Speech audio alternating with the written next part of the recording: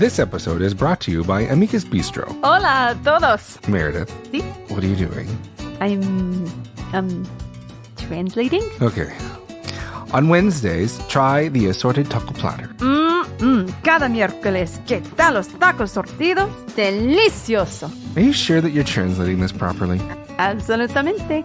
Amiga's Bistro, a taste of Mexico in the heart of Simcoe. Amigas Bistro, en el corazón de Simcoe y pronto en el de usted. Do you actually speak Spanish? ¿Puedes hablar español? Meredith. Meredith. All right, that's it. Es todo. Okay, we're done. Estamos finito.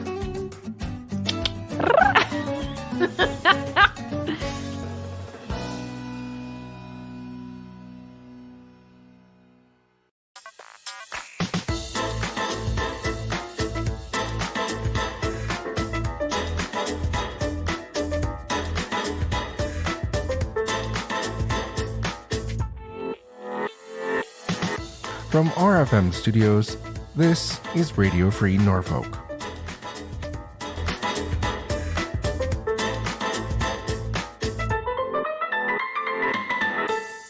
As we mourn the loss of the Norfolk County Fair of 2020 due to the pandemic, we thought we would release our interview with the man behind one of our favorite fair traditions, the one and only Bandaloni. We were curious to hear the backstory of the one-man band. I've got a BFA in visual art from the University of Windsor. So when I graduated from university, I headed west with my sculpture tools and my knowledge. And one of my first jobs there was picking up where I'd left off out of high school, and that was selling high-end audio equipment.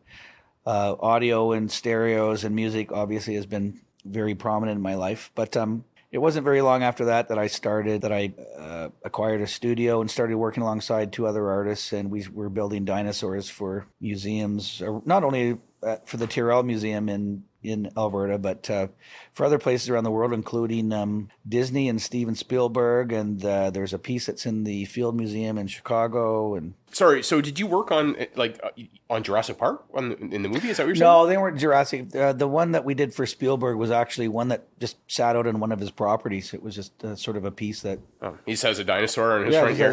Yeah, basically. I guess when you're that wealthy, you can do anything you want. You can that's his garden gnome, right? I guess that's the way to look at it. Well, let's, because I'm sure a lot of the listeners would like to know your background. I mean, most people, I talk to a lot of people, they don't even realize you're Canadian. I've talked to a lot of people, they assume you're American, but now you're from the Sarnia area originally, right? Yeah, I grew up in a small village called Brigden. Born and raised there, 15 years. Is that near Petrolia? Great. I loved it. It's very close to Petrolia. My first high school year was in Petrolia at LCCVI. Shout out to LCCVI.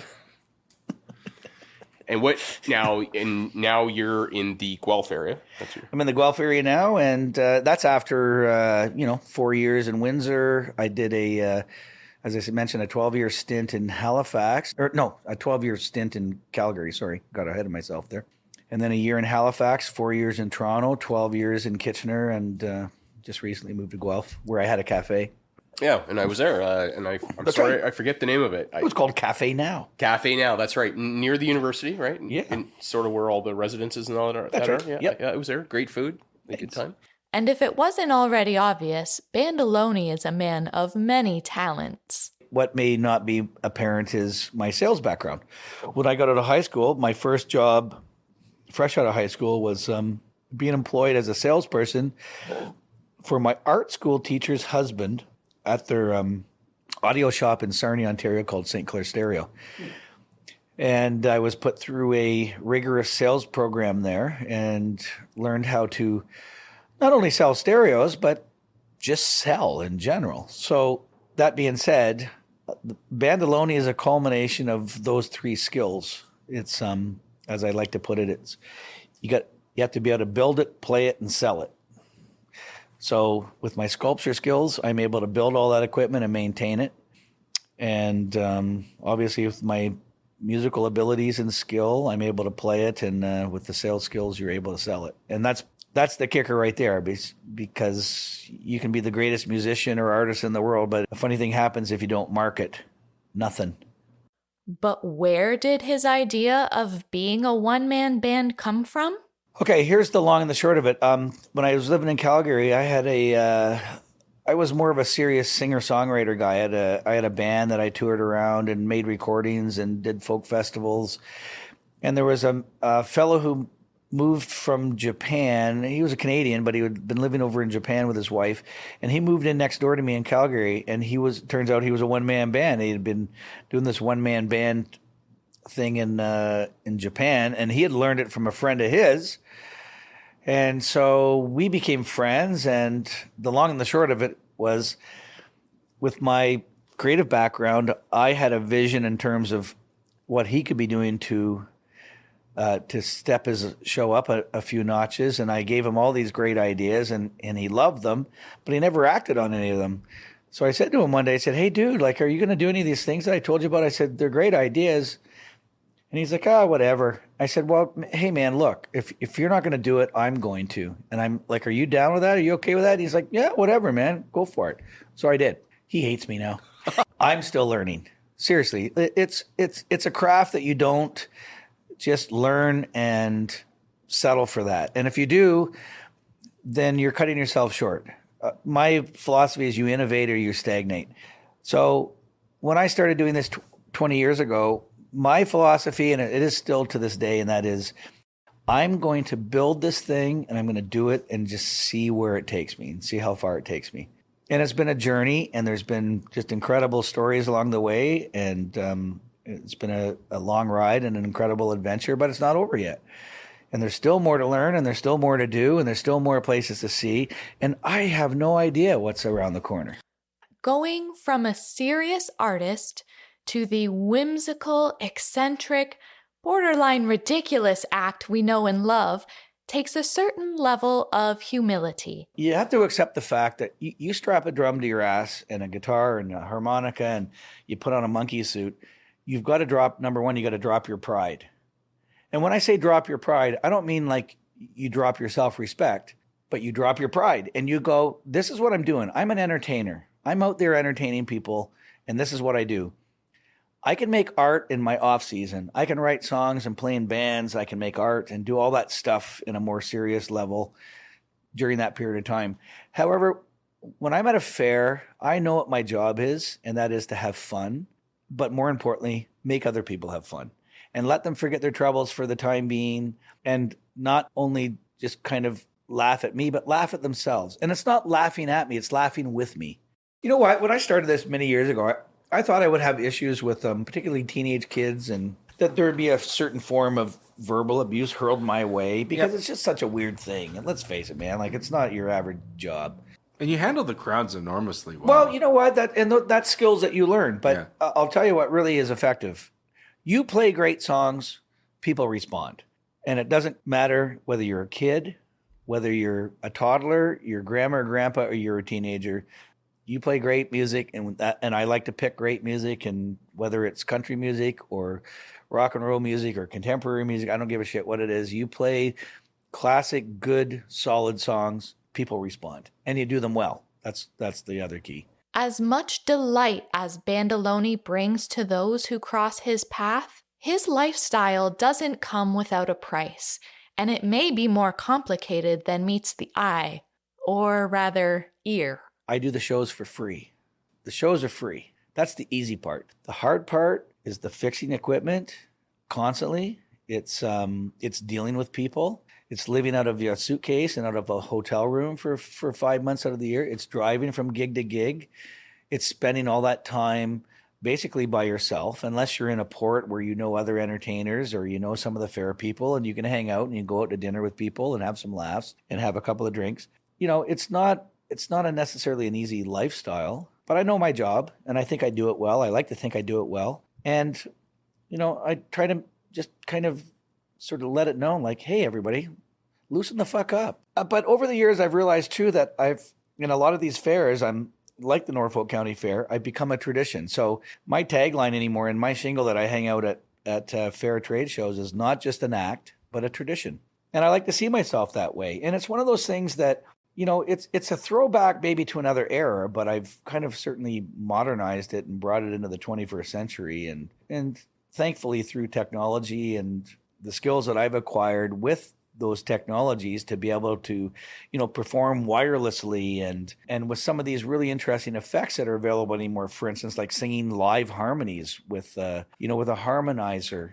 And I have this really whizzy, tricky guitar made by a company called Line 6. It's called a Variax. And what that allows me to do, I can sort of turn a switch and have it sound like a banjo or a sitar, or I can make it sound like a resonator guitar, or I can make it sound like a vintage Martin guitar, or I can have it sound like a Les Paul or a Telecaster or a Stratocaster. I can turn another switch and I can have open tunings to play Rolling Stone songs in the same keys and open tunings that Keith Richards has written them in.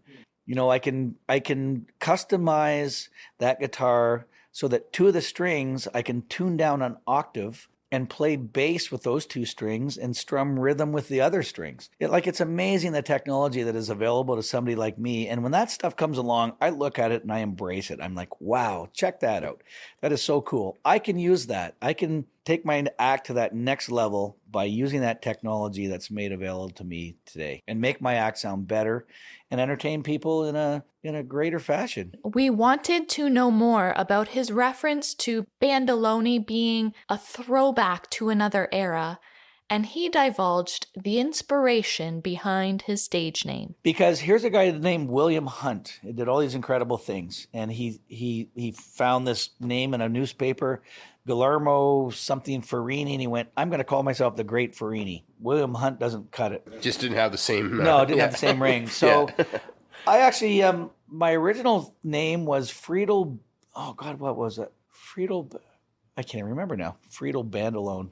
Anyways, long story short, I ran into a guy and he's like, why don't I just sort of shorten that to Bandaloni? And I went, you know what? That's a really good idea. So I took somebody's advice and of course, you pay him royalties now for coming. I have no idea where. I know he lives in PEI. That's all I know. I built a contraption and I bought a camper van and I quit my job at the time and I drove across Canada just doing nothing but shows on the street and at festivals and anywhere I could. The first pilgrimage I made was to William Hunt's grave in Port Hope, Ontario. Oh, he is buried there to this day. He is. Okay. He is to this day. The story behind Bill Hunt, aka the Great Farini, is truly fascinating. A small-town boy with a plain vanilla name was inspired by the magic of the circus to become a famous high rope walker. He became famous for accepting the challenge of the world-famous high rope walker Blondin to walk over Niagara Falls. He did this after only practicing the high rope for 10 months.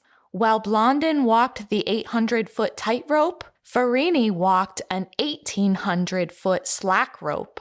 He showed people the ultimate sense of autonomy, that you have the power to reinvent yourself and be who you want to be, no matter how humble or simple your beginnings. And many years later, Paul David would be inspired to reinvent himself as Bandaloni. He reflects on one of the highlights of his own career, being on America's Got Talent. Well, there's many. One of them was, the first season of America's Got Talent. I was on that show, and that's when David Hasselhoff was one of the judges, and it was interesting. This was the very first season, so the format was different than it is nowadays, and this was a live broadcast that I was on a Saturday night on NBC, and Regis was the host back in the day. Hasselhoff was one of the judges, so was Piers Morgan and a woman by the name of Brandy. And so just those 4 days I was down in Hollywood, backstage in this back lot in Universal Studios was just an amazing adventure. For instance, I'm doing my sound check on the Friday morning, I believe it was, in Universal Studios, and I was playing my song, and they wanted me to do a public domain song because they were cheap bastards and they didn't want to pay for the rights for me to do something really cool. So they wanted a public domain song, so I pulled out "Hey Good Lookin'" by Hank Williams. So I'm playing "Hey Good Lookin'," Hank Williams. Who stumbles out of the wings? David Hasselhoff, drunker as a pig. He had just gotten off a plane to be there from Germany, and he came out on stage with me, and he started dancing around. So here I am playing "Hey Good Lookin'," and he's singing along and dancing along. So I'm like, well, okay, that was weird. That's a nice little introduction to David Hasselhoff. Okay, so fast forward the next day, I'm out there doing again, like we're doing like, okay, this is like dress rehearsal now, like before the show, before the live show tonight. I'm doing my thing on stage, and I hear this. There's these guys doing lighting and rigging all around me all throughout the last couple of days, and all of a sudden I hear this crash, boom, bang, and hear someone yell, "Get a medic, get a medic." And I'm standing there with all my equipment on, and my producer comes out and grabs me and starts to drag me off the stage. And I'm like, whoa, what's up? What happened? And she said, Regis just fell into the band pit. I went, are you fucking kidding me? And she said, no. She said, but don't tell anybody backstage. And sure as shit, he had fallen. I don't know what he was doing, but he was walking behind me, and he fell into the band pit. Like, he fell right into the drum kit, like down a few feet, and he injured himself, like, quite badly. And so the show must go on, and Regis, being the pro that he was, bless his heart, like just before showtime, here he is at the side of the stage with ice packs on his legs. He was hurting. But man, that guy's a pro. He took command of that whole show and sort of directed everything. And when it came showtime, he was on his feet in his suit, and man, he was a pro. It was really wonderful to see that guy. And he was well into his 70s, so it couldn't have been easy, but there's a story.